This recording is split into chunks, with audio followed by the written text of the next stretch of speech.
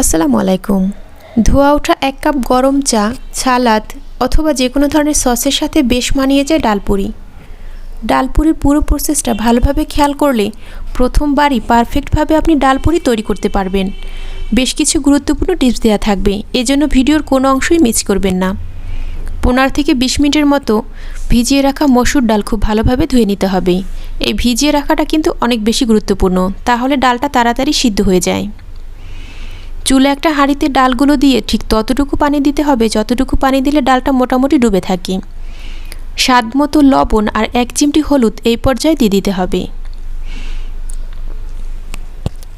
ডালের পানিটা যখন কিছুটা ফুটতে শুরু করবে এই পর্যায়ে ঢাকনা দিয়ে ঢেকে চুলার আঁচটা মিডিয়াম টু লোয়ের মাঝামাঝি রেখে ভালোভাবে পানিটা শুকিয়ে ডালটা সিদ্ধ করতে হবে। পানিটা কিন্তু খুব ভালোভাবেই শুকিয়ে নিতে হবে আর ডালটাও ভালোভাবে সিদ্ধ করতে হবে, তবে একটু ঝরঝরা করে ডালটা সিদ্ধ করতে হবে। চামচের সাহায্যে নেড়েচেড়ে ডালটা ভেঙে নিচ্ছি।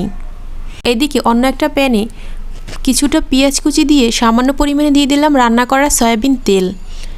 পুরটা যেহেতু ঝরঝরে করে তৈরি করতে হয়, এর থেকে বেশি তেল দিতে হবে না। পেঁয়াজটা একটু বাদামি করে ভেজে নিতে হবে। ঝালের জন্য কাঁচামরিচ কুচি করে দিয়ে দিচ্ছি। আপনি চাইলে এখানে শুকনো মরিচ ভেজে গুঁড়ো করে ব্যবহার করতে পারেন, তাহলে কিন্তু ভালো একটা ফ্লেভার আসবে। পেঁয়াজটা যখন কিছুটা বাদামি হয়ে যাবে ঠিক ওই পর্যায়ে সিদ্ধ করে রাখা ডালটা দিয়ে দিতে হবে। ডালটা দিয়ে অনবরতে নেড়ে চেড়ে ঝরঝরে একটা পুর তৈরি করতে হবে। দোকানের পুরি খাওয়ার সময় খেয়াল করেছেন কিনা জানি না, ওই পুরির ভিতরে যে ডালটা দেয়া থাকে ওটা কিন্তু অনেক বেশি ঝরঝরে থাকে। আর ঝরঝরে করে এই পুরটা তৈরি করলে আপনি কিন্তু পুরিটা খুব সহজেই তৈরি করতে পারবেন।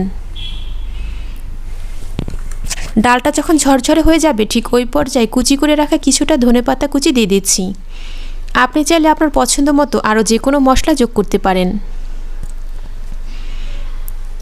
ডালপুরিতে ব্যবহার করার জন্য ডালের এই পুরটা কিন্তু ভালোভাবে ঠান্ডা করে নিতে হয়, এজন্য অন্য একটা পাত্রে তুলে নিচ্ছি। আর এইদিকে বড় সাইজের একটা চায়ের কাপ দিয়ে মেপে 2 কাপ ময়দা নিচ্ছি। আপনি চাইলে এখানে আটা ব্যবহার করতে পারেন, তবে ময়দা দিয়ে এ ধরনের যে কোনো কিছু বানালে বেশি ভালো হয়। স্বাদ মতো লবণ দিয়ে দিলাম। আর 2 কাপ ময়দার জন্য এখানে 4 টেবিল চামচ তেল ব্যবহার করতে হবে। অবশ্যই কিন্তু 4 টেবিল চামচ তেল ব্যবহার করবেন, তাহলে পুরিটা খাস্তা হবে। হাতের সাহায্যে খুব ভালোভাবে মিশিয়ে নিতে হবে। ঠিক ভিডিওতে যেভাবে দেখতে পাচ্ছেন এভাবে আঙুল দিয়ে ডলে ডলে তেল আর লবণটা ময়দার সাথে ভালোভাবে মিশিয়ে নিতে হবে। কিছুক্ষণ মিশিয়ে নিলে আপনি নিজেই বুঝতে পারবেন যে এটা মেশানো হয়ে গেছে। কিছুটা ময়দার মিশ্রণ এভাবে হাতে নিয়ে দলা পাকালে একটা বলের মতো হয়ে যাবে। আবার একটু প্রেস করলে কিন্তু সহজেই ভেঙে যাবে।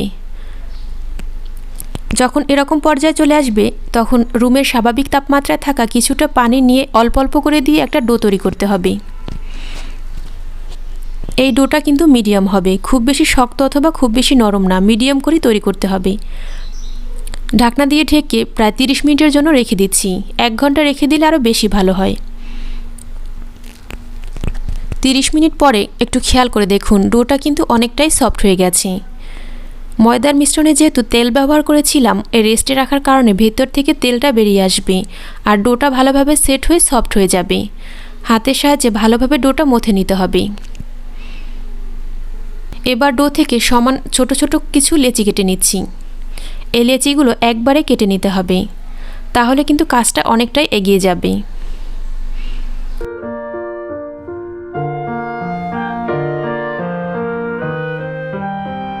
সবগুলো লেচি কেটে নিয়েছি। এবার একটা একটা লেচি নিয়ে তারপর এর ভিতরে পুর দিতে হবে। লেচিটা কিভাবে তৈরি করছি একটু খেয়াল করে দেখুন। এভাবে ঘুরিয়ে ঘুরিয়ে লেচিটা তৈরি করতে হবে, আর ঠিক মাঝখানটাতে একটু খেয়াল করলেই বুঝতে পারবেন ওই অংশটা কিন্তু এখন একটু উঁচু রেখেছি। এরকম রেখে লেচিটা তৈরি করবেন, তাহলে যে কাজটা হবে পুর দিয়ে বেলার সময় পুরটা কিন্তু বাইরে বেরিয়ে আসবে না। আমি কিন্তু শুধু সাইডগুলোতে প্রেস করছি, মাঝখানটা কিন্তু প্রেস করছি না, মাঝখানটা একটু উঁচুই রেখেছি। ডালপুরি তৈরি করার সময় এই বিষয়টা কিন্তু একটু খেয়াল রাখতে হবে। তাহলে আপনি পারফেক্টভাবে তৈরি করতে পারবেন। কিনারাগুলো টেনে টেনে একটু পাতলা করে দিচ্ছি। এবার হাতের ভিতরে নিয়ে পুর ভরে নিতে হবে।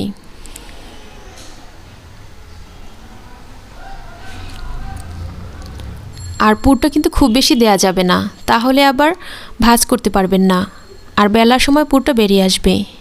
একটু টেনে মুখটা ভালোভাবে বন্ধ করে দিচ্ছি।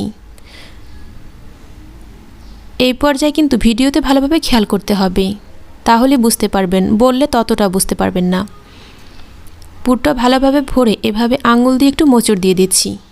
ঠিক এইভাবে দেখুন, এই অংশটা কিন্তু অনেকটা ভারী হয়ে গেছে।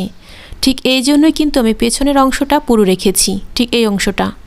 তাহলে কি হলো, দুইটা সাইডই কিন্তু সমান উঁচু হলো। বেলার সময় পুর বেরিয়ে আসার সম্ভাবনা থাকবে না। সবগুলো লেচির ভিতরে একইভাবে পুর তৈরি করে নিয়েছি। আর বাকি পুরটা আপনি চাইলে ভর্তা হিসেবেও খেয়ে ফেলতে পারবেন। বেলার জন্য পিঁড়িতে সামান্য পরিমাণে তেল দিয়ে দিচ্ছি। যে অংশটা একটু মুড়িয়ে দিয়েছিলাম ওই অংশটা নিচের দিকে দিয়ে বেলে নিচ্ছি। আপনি কতটুকু সাইজের পুরি তৈরি করবেন এটা সম্পূর্ণ আপনার উপর নির্ভর করবে। তবে খুব বেশি প্রেস করে এটা বেলবেন না, তাহলে পুরটা বেরিয়ে আসবে। একইভাবে সবগুলো পুরি বেলে নিয়েছি। আমি একটু বড় সাইজের করেই বেলেছি, আপনি চাইলে আরেকটু ছোট করে বেলতে পারেন। চুলা একটা প্যানে পর্যাপ্ত পরিমাণে তেল দিয়ে চুলার আঁচটা মিডিয়ামে রেখে তেলটা ভালোভাবে গরম করে নিতে হবে। আর পুরি ভাজার শুরু থেকে শেষ পর্যন্ত চুলার আঁচটা কিন্তু মিডিয়ামে রাখতে হবে। তেলটা যখন কিছুটা গরম হয়ে আসবে ওই পর্যায়ে পুরিগুলো ছেড়ে খুব ভালোভাবে ভেজে নিতে হবে। আর এভাবে চামচের সাহায্যে তেলটা উপরের দিকে উঠিয়ে দিতে হবে, তাহলে কিন্তু পুরিটা ভালোভাবে ফুলে উঠবে। একটা সাইড কিছুটা কালার হয়ে এলে উল্টে দিতে হবে। তেলের উপর খুব ভালোভাবে কিন্তু পুরিটা ফুলে উঠেছে। আর এভাবে একটু চেপে চেপে দিতে হবে, তাহলে কিন্তু পুরির সাইডগুলো ভালোভাবে কালার হবে। এই যে দেখুন, এভাবে একটু চেপে চেপে রাখবেন। হোটেলে কখনো খেয়াল করেছেন কিনা জানি না, আমি দেখেছি ওরা এভাবে একটু চেপে রাখে, তাহলে কি হয়, সাইডগুলো ভালোভাবে কালার হয়ে যায়। কাঙ্ক্ষিত একটা কালার চলে আসার পরে তেল ঝরিয়ে উঠিয়ে নিচ্ছি। ঠিক একই প্রসেসে সবগুলো পুরি ভেজে নিতে হবে।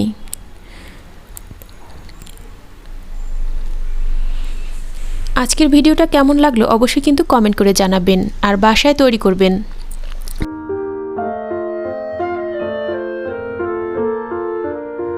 একটা পুরি ছিঁড়ে দেখাচ্ছি এটা কতটা পারফেক্ট হয়েছে। পুরিটা কিন্তু খুব ভালোভাবে ফুলকো হয়েছে, আর পুরটা সব দিকে সমানভাবে লেগে গেছে। ভিডিওটা দেখার জন্য অসংখ্য ধন্যবাদ। আল্লাহ হাফেজ।